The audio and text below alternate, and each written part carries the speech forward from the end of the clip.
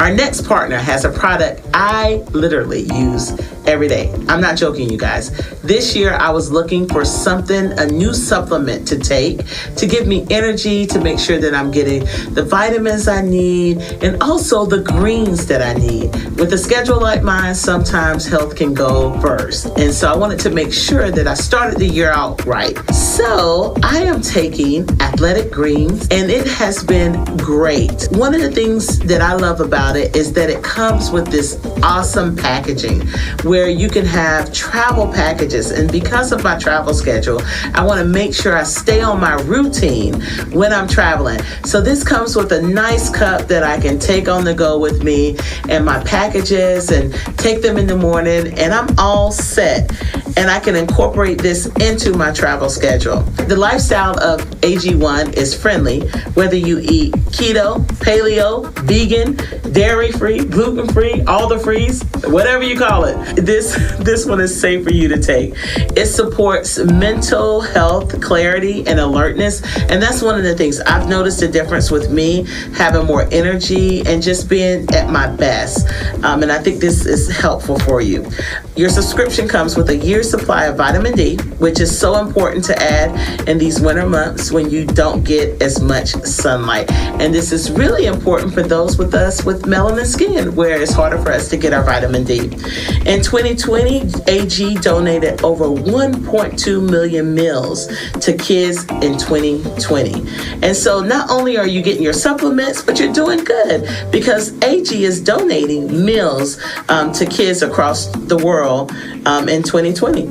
Right now, it's time to reclaim your health and arm your immune system with convenient and daily nutrition, especially heading into the flu, cold season, the Rona season, all of the seasons. It's just one scoop in a cup every day. That's it. No need for a million different pills and supplements to look out for your health. You just take this one scoop and there you have it. To make it easy, Athletic Greens is going to give you a free 1-year supply of immune supporting vitamin D and 5 free travel packets with your first purchase. These are the ones that I use. All you have to do is visit athleticgreens.com/BTB. Again, that is athleticgreens.com/BTB to take ownership over your health and pick up the ultimate daily nutritional insurance. Believe me, you will not regret it. Be the Bridge. You are listening to the Be the Bridge podcast with Latasha Morrison. How you guys doing today? It's exciting. Each week, Be the Bridge podcast tackles subjects related to race and culture with the goal of bringing understanding. But I'm going to do it in the spirit of love. We believe understanding can move us toward racial healing, racial equity, and racial unity. Latasha Morrison is the founder of Be the Bridge, which is an organization responding to racial brokenness and systemic injustice in our world. This podcast is an extension of our vision to make sure people are no longer conditioned by a racialized society, but grounded in truth. If you have not hit the subscribe button, please do so now. Without further ado, let's begin today's podcast. Oh, and stick around for some important information at the end. Hello, Be the Bridge community. I am so excited. I have a special guest, and this special guest is from here in the Atlanta area. I had the privilege of meeting him and his staff last fall. And so I've been excited I gave you a sneak peek around Christmas when I listed some of my favorite things, but I'm so excited to be able to have him on the podcast so that you guys can get familiar with the work that his organization is doing here in the Atlanta area. And so I want you to welcome Benjamin Wills. He is the founder and the head of school at Peace Preparatory Academy. This is a Christ-centered independent community school located in English Avenue, which is one of the heart of Atlanta's most under-resourced communities. Peace Prep exists to educate whole children, support whole families, and provide growth and change opportunities for whole communities. And I love this model. If you follow me, you know that I'm a big advocate for Africa New Life. Now I'm a big advocate for Peace Prep, and you'll hear more from us about Peace Prep as the year goes along. And one of his life mission, of following Jesus and advocating for those without those whose voices are unheard, or they experience and for them to experience human flourishing, particularly in children and families. He currently serves as on the board of the Atlanta Mission, the Good Samaritan Health Center, and the Oaks ATL Community Development. You're pretty busy, Benjamin. Yeah. And so I am, he and his wife embody their vision as they stand in the gap of advocating for children that don't have their voices heard by opening their homes as foster and adopted parents. They currently live in English Avenue with their 5 children. Wait a minute. Okay, I'm glad to have you here, but I think I missed that part when we talked. I didn't realize you had 5 children. Yeah, I have 5 children. My oldest, 11, youngest, getting ready to be 5. And we've adopted 3 children, and so 5 total. 5 total. So the oldest is 11 and the youngest is 5. Yep. Okay, that's not too bad. You doing all right. All right. But I missed that, but that is so good. I'm so glad to have you. Can you tell, I know we read the bios, but I want you to just tell us a little bit about the Peace Prep story. Our audience, they are justice advocates. This month is Black History Month. And I think this is imperative for us to have conversations, not just only about history, but I think it's for us to have conversations around Black joy, around Black presence, and these are things, things that are impacting our communities as it relates to education, housing, and wealth gap, all of those things. That is Black history. But what I thought about when I thought about this with you is that you're actually making back Black history now. And so I think for what you're doing in that community, and I got to see it with my own eyes, and I just love it. And I wanted to have you on here. But can you tell us a little bit where the bio drops off? You can't put everything in the bio, but can you tell us a little bit about yourself and about the Peace Prep story? Yeah, absolutely. I'm just extremely humbled and honored to talk with you. And it's been a journey. And so, you can't get it all in those words that you need in the bio. But 10 years ago this February, during Lent, I spent 40 days and 40 nights asking God to allow me to physically dream. And so saying, God, how'd you make me? What'd you make me to do? And what does this whole love neighbor and love God business look like in the context of a community like English Avenue? So a community where 60% of the homes are vacant or abandoned, where the schools have been failing for decades. It's the largest open air heroin market in the southeastern United States. Sex and human trafficking is part of the story here. But there's also kids and families here. And so just really wrestling with God and saying, what does it look like to raise a family here and to live intentionally here in this place? And the Lord was kind to show me a vision during those 40 days and 40 nights. And so I saw these 3 gears: whole children, whole families, and whole communities. And I saw those 3 gears turning together.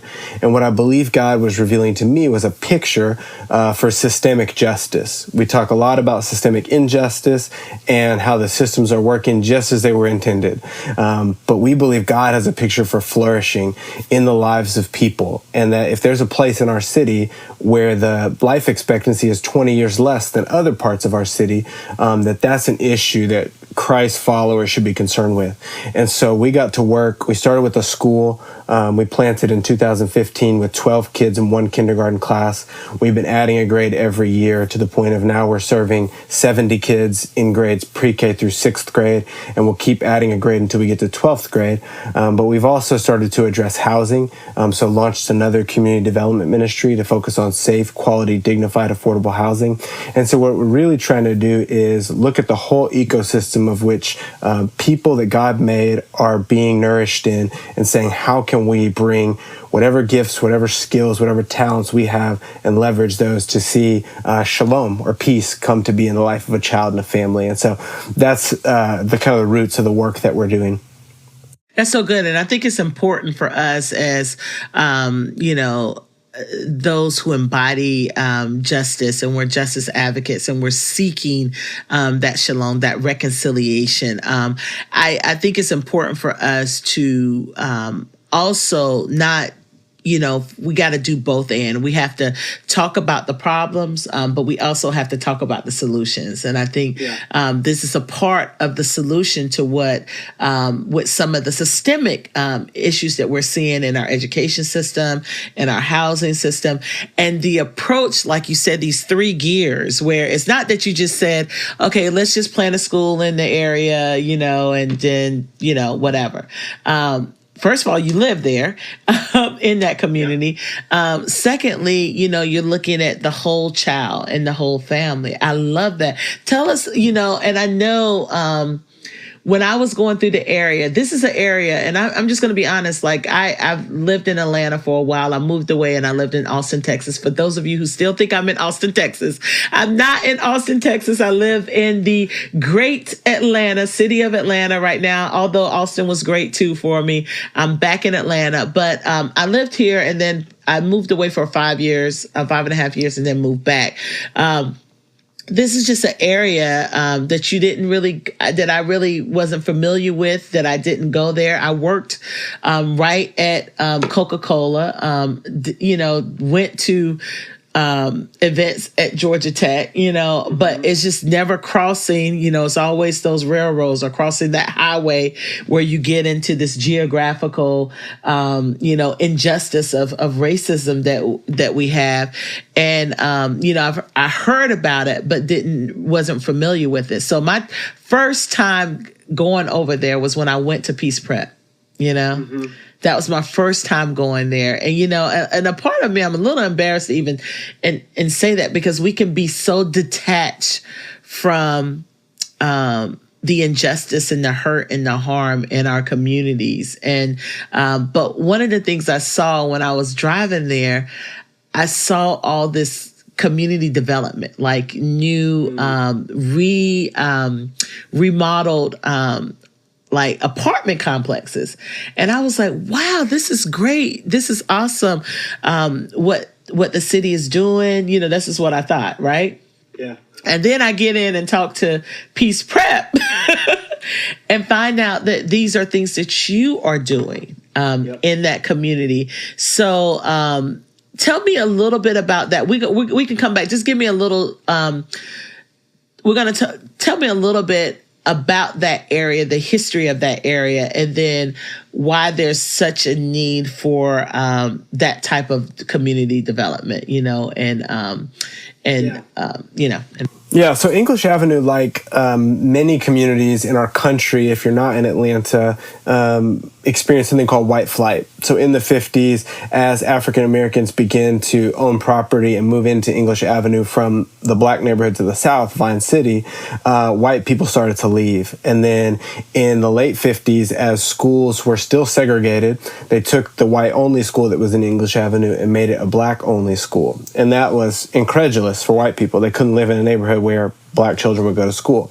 And so there was a disinvestment in that way from white families specifically. Then we know about sort of housing policy. We know about, in the 80s, crack cocaine and sort of the war on drugs and how that decimated communities. And then you get into heroin, opioids, human trafficking, disinvestment because of a lack of home ownership. And you sort of have the perfect storm for the kinds of things that we see today. It's just not an environment for people to flourish. We talk a lot, and we use the language ecosystem, right? What kind of ecosystem are people growing up in? There are no grocery stores here. There was not a public park here until 5 years ago. There's not a library or a community center. And so there's really just nothing here to support the fabric of children and families thriving. And so when we came, we wanted to look at education, yes, because that was what God had put on our hearts. I was a teacher. Those were kind of the skills and talents I was bringing to the table. But you can't with integrity, talk about whole child, whole family, and whole community, and not address the living conditions. And so where are people living? Where are the streets they're walking? Where are the places they're gathering? And how do all these things kind of feed into what a child's experiencing when you have them in school? And so we just started to, honestly, just through walking and through prayer, identify other needs that the Lord would invite us into with other skills and talents we had on our team. And so as we were sort of experiencing, okay, that used to be a house that one of our families lived in. Now it's boarded up. Oh, wait, that apartment complex used to be occupied. Now it's boarded up. And we started to dig into those things and say, how can we be a part of turning around what's going on here so that kids and families can thrive in the place they are? We use the language oaks of righteousness, that these are a planting of the Lord's, and how do we create the conditions for them to flourish? And so that's sort of how we got into that and sort of the backdrop of what we were experiencing. Yeah, I think, and when you start looking at, when you say 60% of the homes were boarded up, that is a cesspool for like crime and human trafficking, all of those things. And it makes that area and the children in it vulnerable to illiteracy. It makes them vulnerable to human trafficking. It makes them vulnerable to drug abuse. And when you have a system that's breeding a community where everything feels hopeless, when it looks hopeless, you feel hopeless.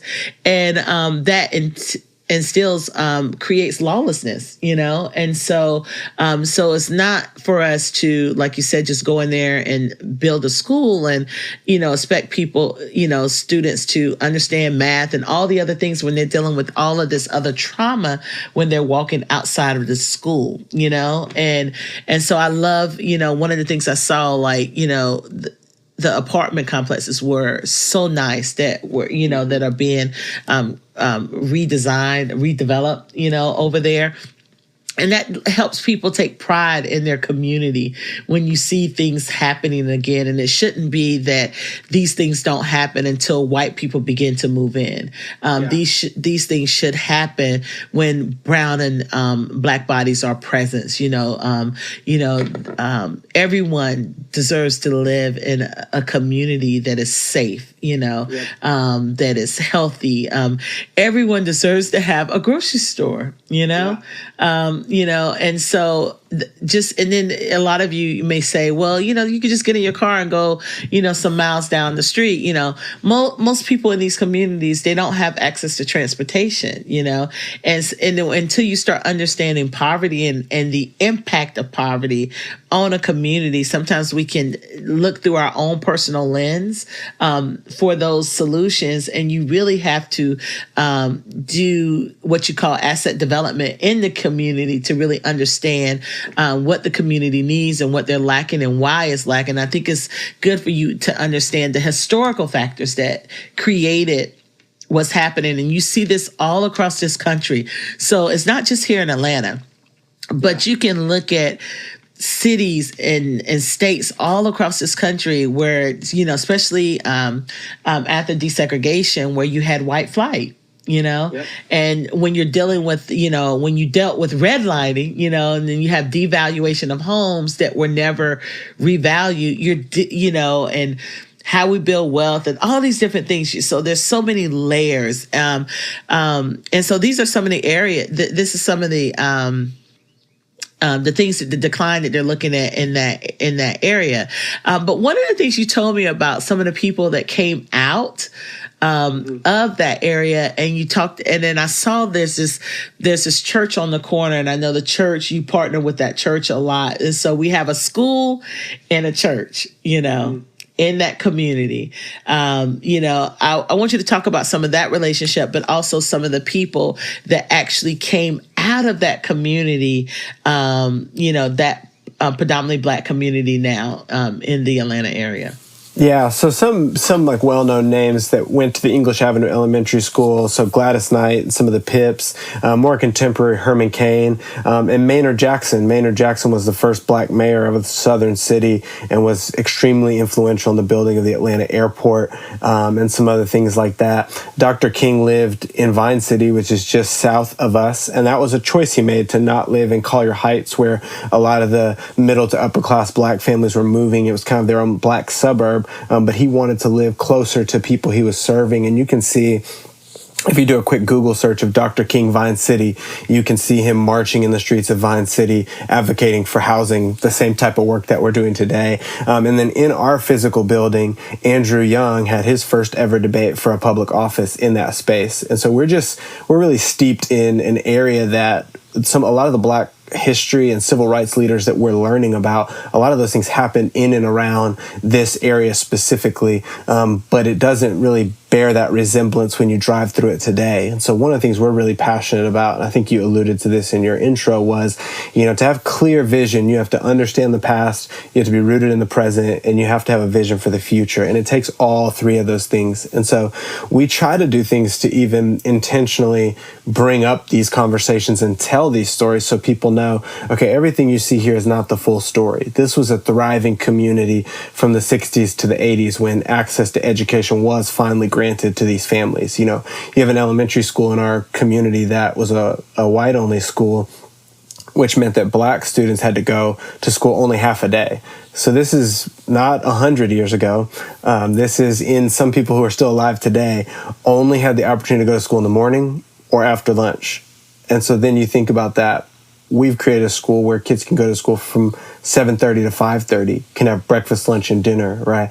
And really trying to say, how do we specifically address the things that were done harmfully to us when you talk about reconciliation, right? We're specifically addressing those things in a way that honors that history, but talks about what's needed to move forward.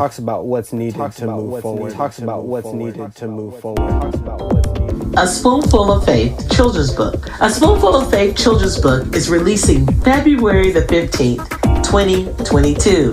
I am so excited. This is a sweet book. It's a rhyming picture book that reminds young readers to make their dreams come true. A Spoonful of Faith is all it takes. And this is the debut book from illustrator Jenna Holiday. So I'm so excited about this. Jenna Holiday is a graphic artist and freelance illustrator based in Minneapolis. Her mixed media illustrations are inspired by the diversity of people in the world, the love of botanical elements, motherhood, and faith in everyday life. And I had the opportunity to see some of her illustrations. They are beautiful. And I think this is a book that everyone is going to want to have, to make sure that your children's books are very diverse and they represent people from all over the world. And also in 2019, Jenna Holiday received the Minnesota State Arts Board Artist Initiative grant. And she has stationery in my favorite place, Target.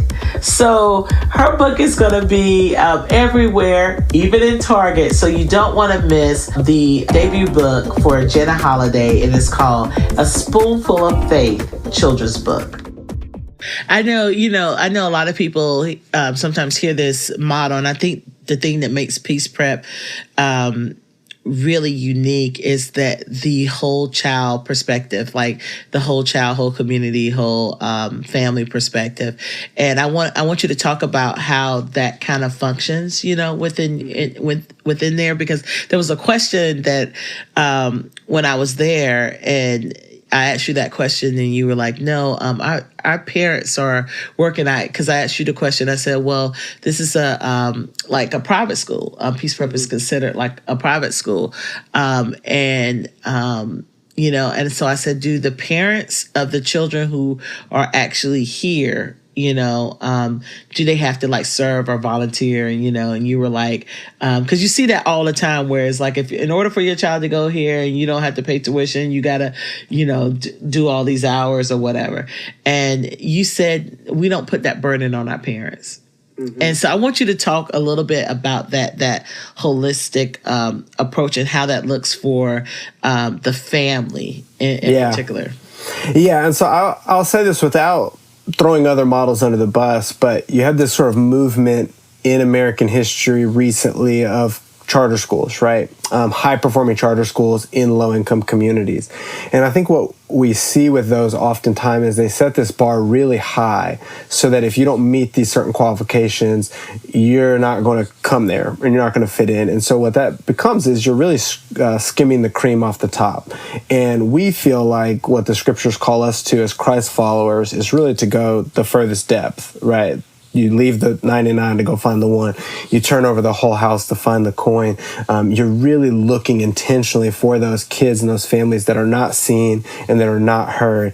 And so for us, it starts with that foundational belief that's formed by Scripture that says all people are made in God's image. How do we find those who are not being seen by this world and put them in an opportunity to be seen and receive the nourishment that they deserve as image bearers of God? And so that looks like making sure kids have food to eat. So serving breakfast, lunch, and dinner, serving snacks throughout the day, making sure they're addressed academically, but also socially, having a therapist on staff that talks with kids, that helps them with coping skills, recovery from trauma, just engaging in community together.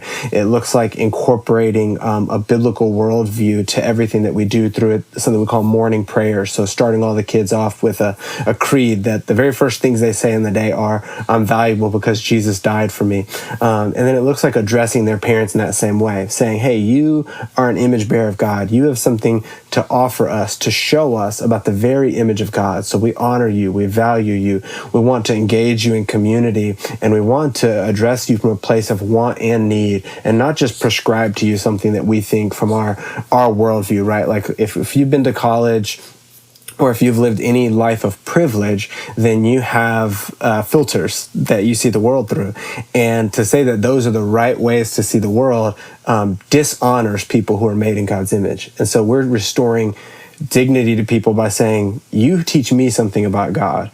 And it also restores our dignity because we see God more fully. And so I think it's some of it is addressing core beliefs, and then it's 1,000 daily decisions to choose to love people in a certain kind of way, not with an expectation that they're going to do something for us, not with an expectation that they're going to fund our school, but with an expectation that we're here to serve and walk alongside you and journey with you, but you have something to offer as well. And so really partnering with parents and saying, we're not just trying to take your kids and get them out of here, but we're trying to build a community together. And so it's kids and it's families that make up a community. When we talk about education, like there's, the education system is so riddled with injustices and just everything we hear and see now within the education system. How is the education system failing our kids, and what ways does Peace Prep provide an alternative, a new way of thinking, for the current model? Yeah, so I would say our current education system, one, it structurally fails our kids because it fails to have a systems approach. It fails to have a holistic approach. It's only looking at the educational mindsets. And so I read something recently about trauma, and this sounds kind of crass, but trauma makes you dumber. Right. Like trauma impacts your ability to learn anything. So when we expect kids that are experiencing trauma all around them to show up and we're just going to impart information to them as this sort of transference of information, that's the only purpose of education. That's a failure from the beginning, right? This model that we're just going to kind of push you along through until you're old enough to then go into a world that you can't compete in. So that's one. Two, I would say we're failing because we are applying these really economic principles to education. So we're applying capitalistic principles to education and saying, well, in this system, there's winners and losers. And so it's okay if some kids lose. And that's bad. We should not want any kid to fail, right? We should not want any kid to not be able to read or write or be a member of society that has the tools and skills to do something. And then I'd say the third thing is, this was one you can Google and do some research on, but the school to prison pipeline. I mean, we are suspending and expelling African-American kids at alarming rates for things that we do not suspend and expel white kids for.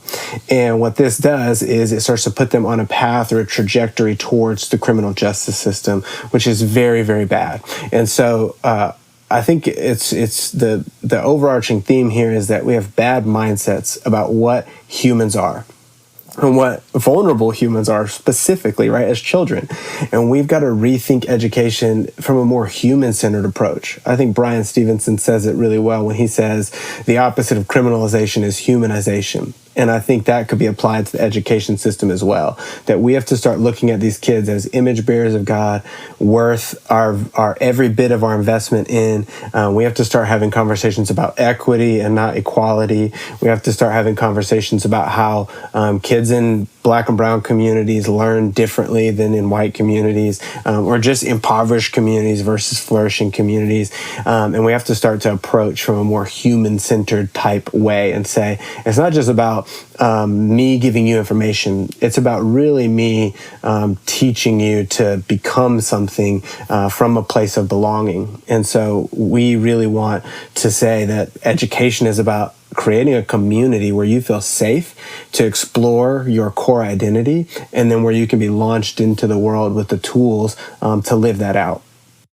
And I think you pose a good pause in there. Is like, I think it's when we start talking about the school to prison pipeline, there's no other developed country that imprisons more people than America. And if our answer to our problems is always like building more prisons, there's something wrong with us. Like, yes. First of all, that is not Christ-like, No. When we would rather not deal with the people. We just want to throw people away. We want to throw people away. We don't want to deal with the brokenness, And I think, when you look at any other developed country and, like when we look at the numbers, like our numbers skyrocket as far as like people who are in prison. And then when we look at our education system, and we just go around in circles, like, with, solutions with it. And it just progressively gets, it's not getting better. Right. Well, we've criminalized poverty to a degree, right? We've said that to be poor is to be bad. It's to be fundamentally flawed. It's to choose things that are illegal or seditious. And that's just not the case, right? We understand more now. We have the books, whether we want to read them or not. We have the history. We have the data. And at this point, it's about moral choices so much more than it is about practical choices, right? We know economists will tell you education is the number one factor in class mobility. From a Christ-centered perspective, we would say restorative justice is what God offers us, not retributive justice. And yet and still, we participate in all of these systems that do not bear the image of Christ. And so I think as Christ followers, it's even more important for us to call these systems out and say, this is not the world God is making. This is not the story of Scripture. And if we want to be a people that disrupts and makes the world look more like heaven on earth, which is what we see in the kingdom, then we have to not just go with the flow. The status quo will not work any longer. And we have to speak about those things and learn about them so that we can change them. Because there are some incredibly hardworking poor people, in our communities, and I know several of them.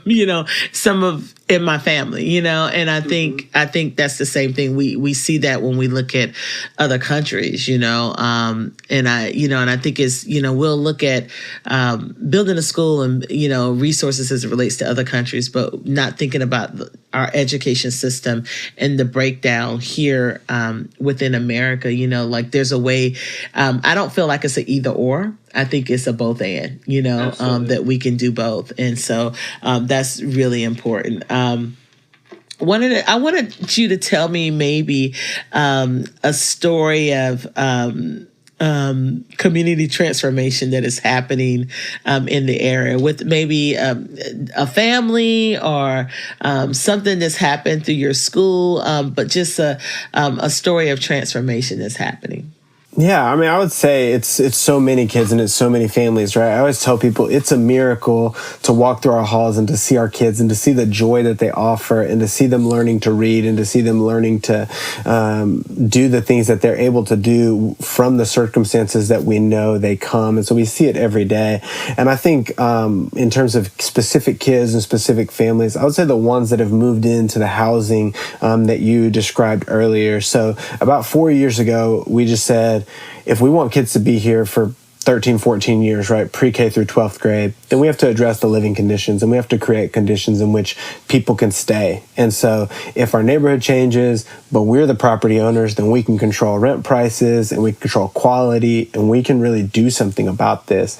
And since we've developed 32 units of living, we've seen about 10 families from the school move into those units. We've had staff move into those units, and it's just created this incredible sense of community and flourishing and life and vitality. I moved to this community for the first time 15 years ago, and so I've kind of watched it for about 15 years just go through different stages where it was very depressing, where there wasn't life, where there weren't people living, there weren't kids playing outside, you didn't hear the sound of children. You heard more gunshots and sirens and things like that. And I would say what we're starting to see is that by addressing the physical condition as well as the communal aspects of it by what a school gathers, you're starting to see flourishing again. And it's really beautiful. And those are things that we get to walk in and see daily. And so many of those families either were couch surfing before or living in substandard conditions. The sewage was running in their yard, or there weren't lights turned on, or there was garbage piled up because the landlords weren't taking care of those places. And so I think just to see that stability that's been created, I think simple things we take for granted, like seeing kids get to walk to school, seeing kids get to play outside around the community in safe ways. I think all of those things that we're starting to see over the last 7 years that we've been building the school have been just beautiful reminders. They're almost like flowers that come in the spring. There's just reminders of life, just reminders of cycles and seasons. And it's just been a beautiful and miraculous thing to watch happen over time in our community. And I think, when we talk about this, because you're talking about building affordable housing, the solution is not to go in and bulldoze everything around and build something fresh that the community that lived there and some of the only houses that people could buy, before the Fair Housing Act, that, to knock down those houses or offer them, undervalue in their homes and kind of take over, and then the community changes. And that's what we feel like that the solution is in a lot of areas, and gentrification without justice leading it is oppression. And so, and I think that's something that we have to think about. Everybody wants their community to grow and to change and to develop, but the answer is not bulldozing. So I think when you look at this, when you're creating beautiful spaces, for those in that community to have some stability, some safety, some security.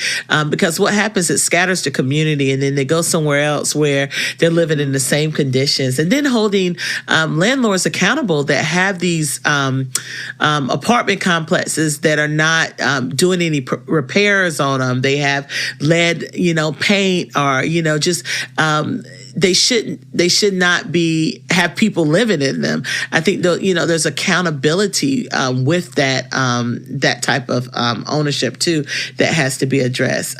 Now I hear about people doing schools, and all over. There's a lot of model of schools that are developed to serve underserved communities and people. What are some of the common mistakes that you see happening when people are starting schools like this? And what have you learned from some of those common mistakes? Yeah, so I think some of the things that I spoke to earlier relative to charter schools, right, is kind of coming in with this approach that whatever culture we have is the right culture or the right way of thinking, and you just need to get on board or you won't fit in here. Kind of like you were saying about gentrification, really it's colonization, right? And we want to avoid that at all costs. And so we want to, like you mentioned earlier, we live in the community. A lot of our other leaders and teachers live in the community. And so we want to say, we're listening. We're here. We're doing this together. And we're being informed by the people around us, and not so much just telling them how they should be or think or live. I think that's really bad. I mean, I think just setting up these things that are barriers like cost or uniforms or just kind of stringent, really Eurocentric type ways of thinking that like either you fit in or you get out.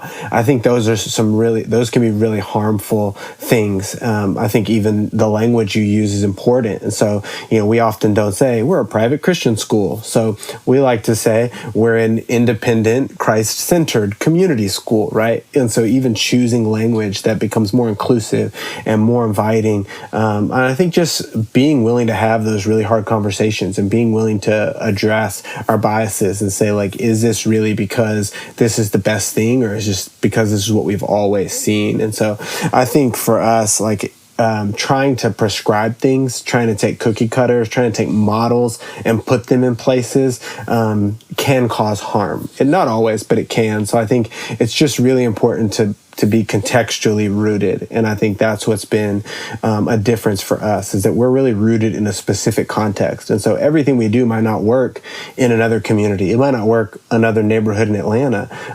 But there are kind of, I think, some best practices in terms of listening, in terms of incarnational living, and in terms of just kind of the way that you process a place that you're making, and that you're making it alongside people, using language of with rather than for. I think all of those things are important in thinking about, like, how do we avoid the kind of common, church planter, low-key colonization type approaches to things, where, again, it's not always inherently bad, but a lot of times it is.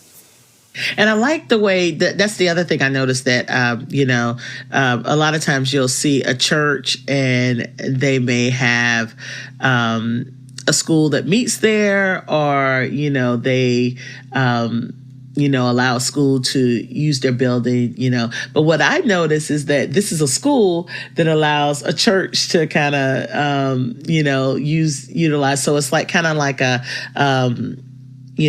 multi-purpose like type facility that you're creating, where it's not just so much as like a church having this building that's only used on Sunday or maybe twice a week, but a school having a room that a church could utilize, and so it's built around the school instead of the church. I saw that and I was like, that's a great way to think of it. And I know there's some other churches that are doing that same thing, where it's like, why are we building this big building to use, just a couple times a week, when we can look more into community development and what the community needs, especially in areas like, English Avenue.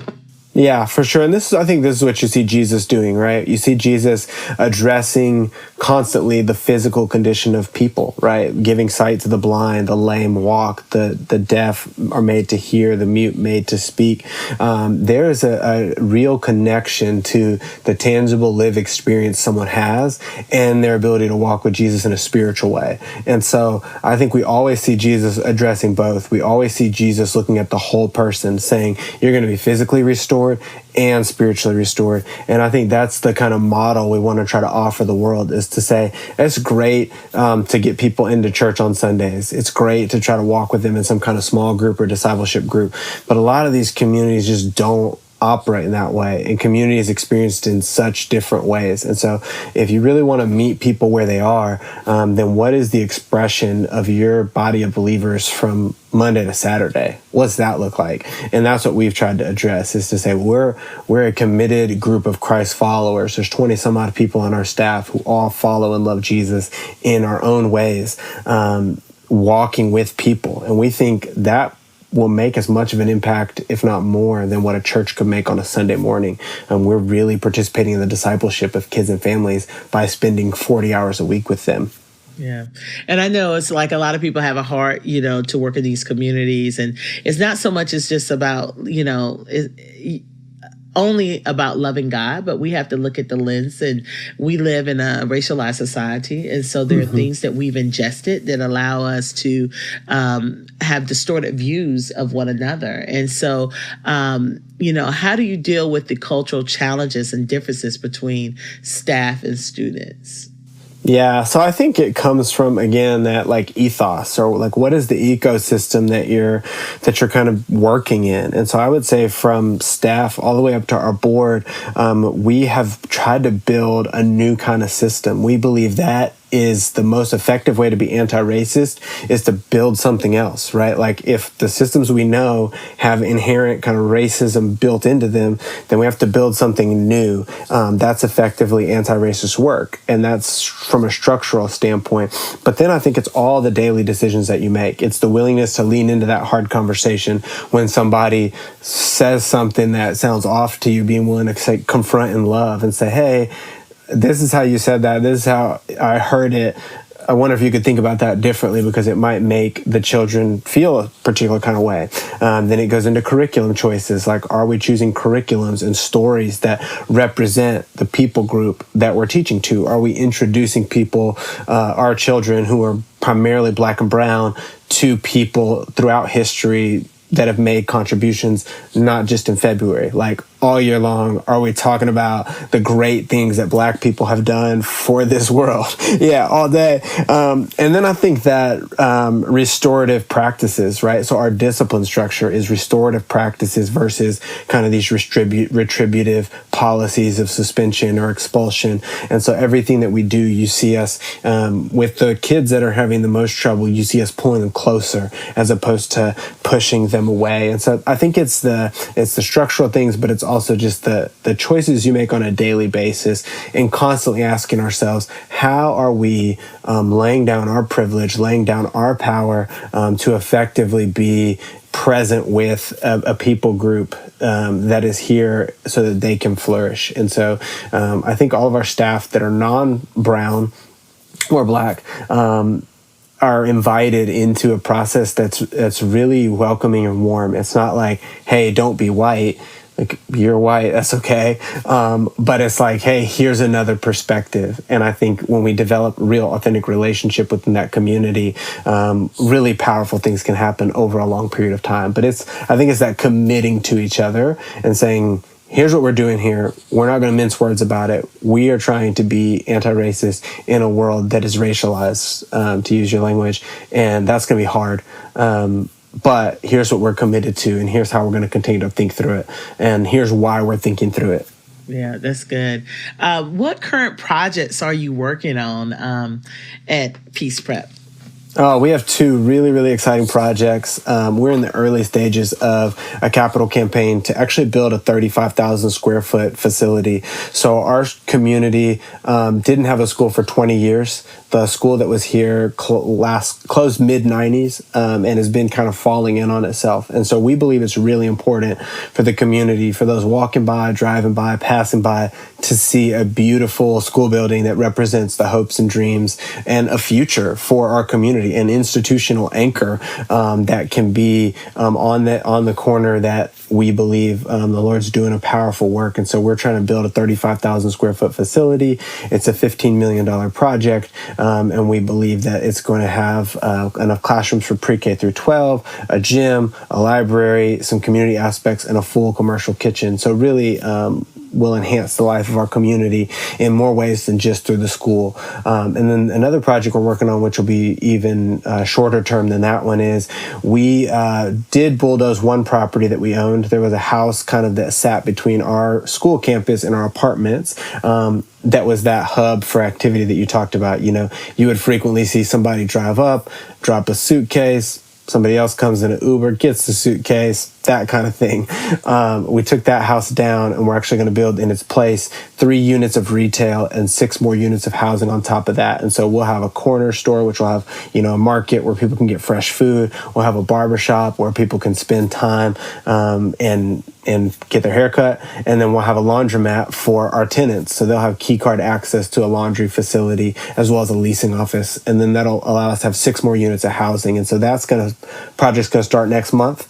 And and take about a year. And so really, again, focusing on a new layer for us, another layer of the onion, which is economic development. And so education, housing, economic development, employment. Again, these are all things that are addressing the ecosystem for kids and families to flourish.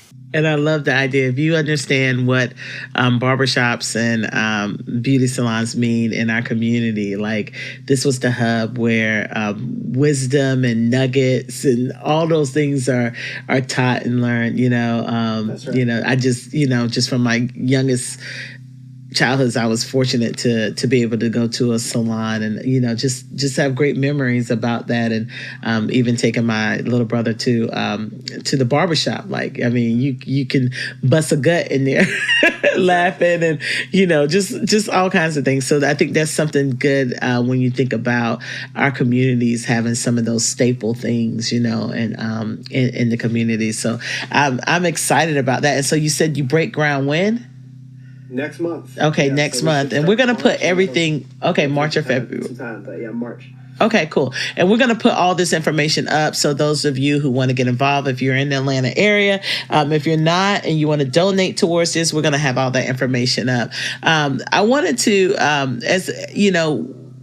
how can others get involved? So you can tell specifically, we're going to put some information up, but what are some things that other people can do? Because I know some people are listening to this and it's like, oh my goodness, I want to be a part of this. I want to be a part of this growth. I want to learn from Peace Prep. I want to, come and check out the community and see what you guys are doing, because you're creating a great blueprint for others to follow.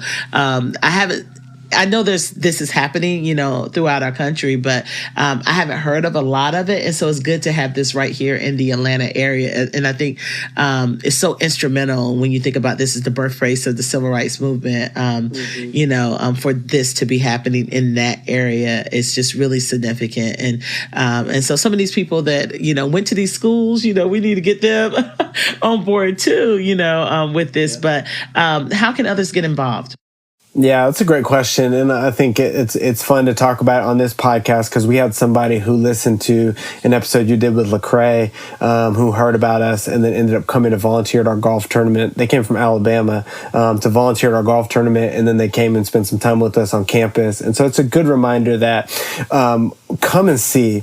And so the number one way is to come and see, get in touch with us, and come see what we're doing. Come walk it with us. I love the story in the Gospels where John's disciples come to Jesus and they say, like, hey, are you the one, or is there another one to come? And he says, go back and tell them the blind see, the lame walk, the deaf hear, and that you just have to see it, and you have to see the evidence and the miracles of God to really get engaged with this story.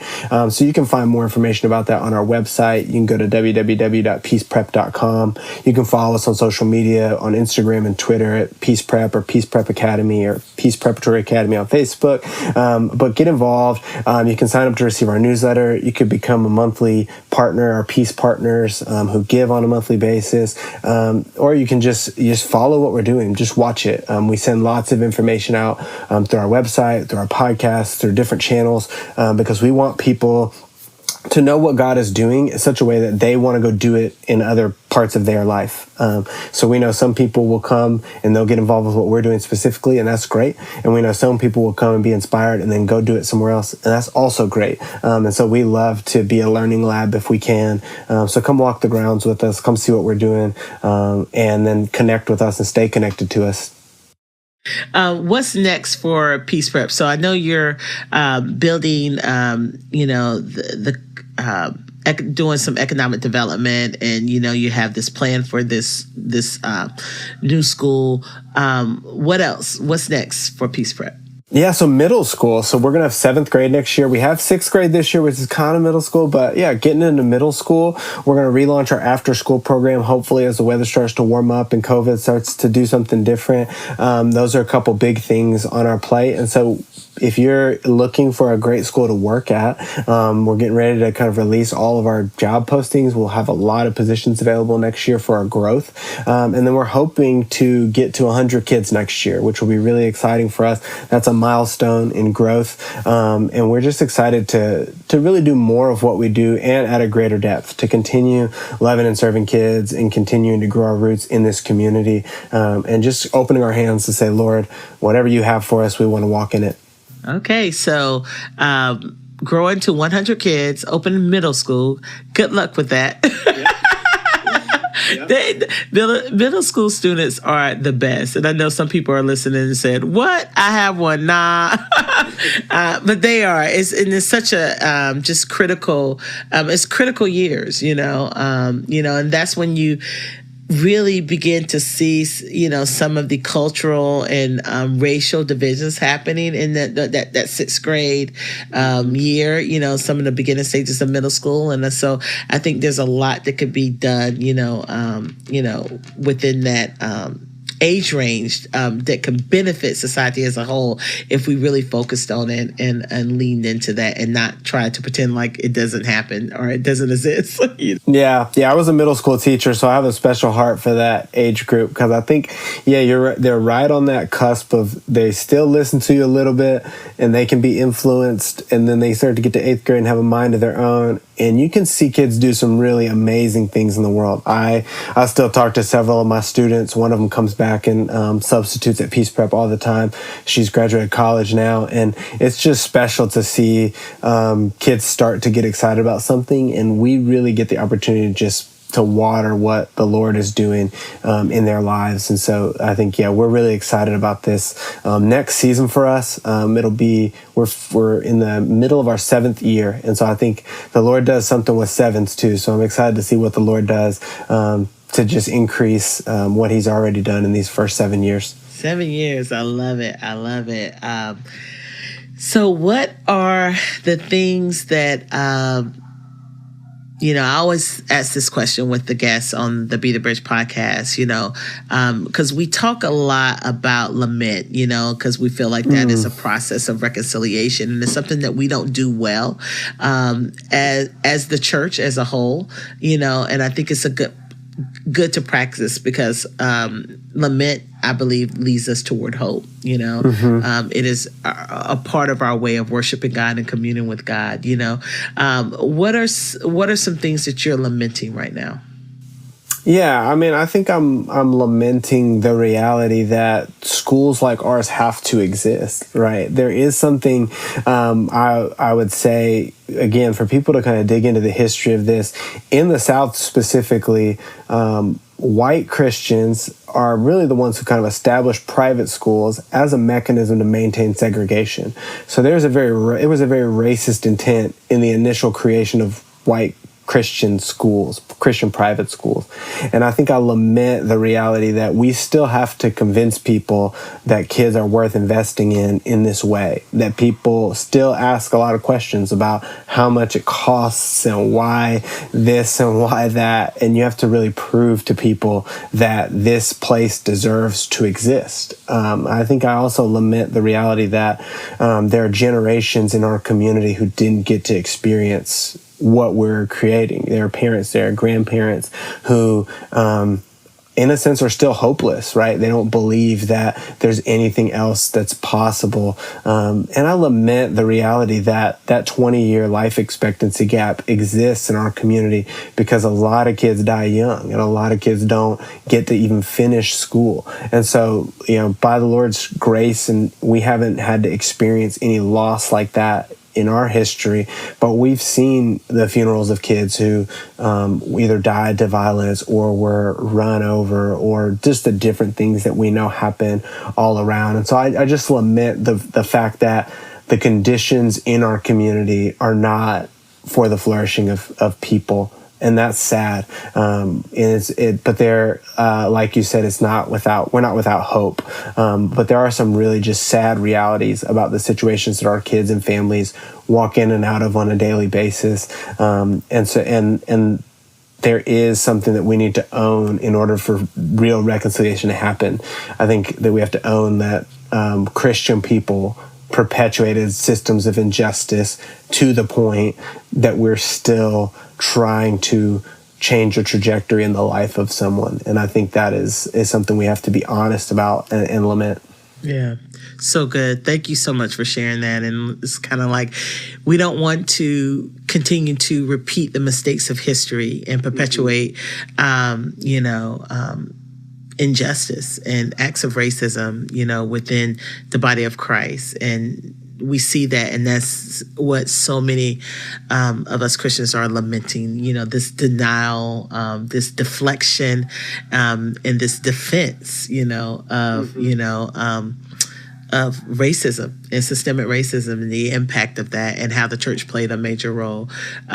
So my prayer is that we repent, we repent and we repair, and restore. And so that's right. Step 2 and 3. Yeah. I mean, there's a lot of empty repentance. There's a lot of empty repentance. There should be some action after that. That's right. There should be some action. Yeah. John the Baptist says it best, right? Bear fruit in keeping with repentance, right? It's an ongoing process of repair. And I think that's the work that we see ourselves doing. And again, we openly invite people to come and learn more about that so that they can be a part of that fruit that we'll see from this repentance. Bear fruit in keeping with repentance. So good. I love that. I would end there because that was so good. But I also want to talk about what are the things as we close. This is the last question. Benjamin, what is something that is bringing you joy right now? Oh yeah, my kids I think are bringing me a lot of joy and pain. But they're in that stage of life where they're getting to explore their interests, and that's exciting to see. And getting ready to kind of emerge from this COVID reality and getting to do sports again and things like that. So that's bringing me a lot of joy in my personal life, and I think the school brings me a tremendous amount of joy. I think getting to see people come alive and come awake to God in new ways through the work that we're doing it is a privilege and it's an honor, and it brings me a lot of joy to walk with people and see them come to realize, gosh, something really hard happened here, but something really beautiful is being made out of that. And so that brings me a lot of joy. And then the last thing I'll say is I love reading. And it sounds weird, but I'm reading a lot of books on trauma and spiritual abuse and things like that. And it's bringing me a lot of joy just to have a vision for how God wants to use the church to restore a lot of places that are broken in our world. And so it brings me a lot of joy to get to know more about how God made our bodies and our minds and how we can heal from those things. So good. Thank you so much. You guys, this is bringing me joy to know that work like this is happening in our community. This is something I know as a nonprofit ourselves, we know how it is trying to raise funds and do all of this, but I do believe that this is a part of the redemptive and restorative work that leads us towards reconciliation, that leads us towards shalom. And so I know as an organization, Be the Bridge is going to be getting behind Peace Prep, and we'll be contacting you on some things that we're going to be doing as an organization, just of a way to show, we're also working on a problem, but we also are working on solutions. And so we want to partner with organizations that are also a part of those solutions. So we look forward to developing a continued partnership with Peace Prep. Shout out to Lecrae for, talking about this on Instagram and getting me really curious, and having him on the podcast, and being able to talk about Peace Prep and the work that he's doing there, and how he's partnering with you guys, and then going to see for myself, and saying, wow, because I go to Rwanda and do work with an incredible organization called Africa New Life, whom I love, the vision of Pastor Charles. And when I was talking with you, I was like, we have a Pastor Charles here, right here in Atlanta, and I love that because, African New Life has this holistic approach, and I love how they do it and how it's being led by Rwandans, and it's a beautiful work. And then that's what I was feeling, when I was talking to you with Peace Prep, I was just like, this is a part of the solution. Like, this is a part of the flourishing of all. And just, thank you. I'm just, I'm thinking about that. The time that you were talking about, you were praying and fasting for 40 days and God giving you this direction. That is around the time where, Be the Bridge was starting up too. So we were kind of starting up around the same time, and to see what God is doing through your obedience, and how lives are being changed and communities are going to continue to be transformed. And we cannot forget those broken places. We cannot move on and turn our backs on things that are hard. There are solutions. No one is beyond God's repair. I don't believe that. And I think broken systems create broken people, and I think when we start doing something about those systems and creating, spaces like you're creating with Peace Prep, that is what this community needs. But it's also a beacon of light for other communities across this nation to print. So thank you so much for what you're doing. Your staff, I know you don't do it alone. We got to have good people around us, like myself, to help us, and keep our arms lifted up. And thank you for saying yes, to this. I know it's difficult work. I know it's hard. I mean, I run a nonprofit. I know it's hard. It's hard work. Yes. But the resources are there. And so I'm grateful for that. So thank you so much for joining us on the Be the Bridge podcast. And I'm so glad that community, we were able to bring this conversation to you. What better time than Black History Month, to talk about this. And so if you're in the Atlanta area, go check out the work that's been done in English Avenue. And go to the website. We're going to post all the information. Follow them on Instagram and all the social media. And let's make this happen. They got a capital campaign. Let's go out there and give and make sure that money is the last thing that Benjamin has to worry about. And I think that's the greatest thing with those of us who are doing this work of justice, and especially this hard and difficult work. When we don't have to worry about funds, it just frees us up to do this incredible work. So I know we can do it. There's a lot of you out there. So I just feel led to say that. And so let's make sure that money is not a problem for Peace Prep. So thank you so much, Benjamin. Appreciate you so much. Okay. Go to the donors table if you'd like to hear the unedited version of this podcast. Thanks for listening to the Be the Bridge podcast. To find out more about the Be the Bridge organization and or to become a bridge builder in your community, go to bethebridge.com. Again, that's bethebridge.com. If you've enjoyed this podcast, remember to rate and review it on this platform and share it with as many people as you possibly can. You can also connect with us on Facebook, Twitter, and Instagram. Today's show was edited, recorded, and produced by Trayvon Potts at Integrated Entertainment Studios in Metro Atlanta, Georgia. The host and executive producer is Latasha Morrison. Lauren C. Brown is the senior producer. And transcribed by Sarah Connatser. Please join us next time. This has been a Be the Bridge production.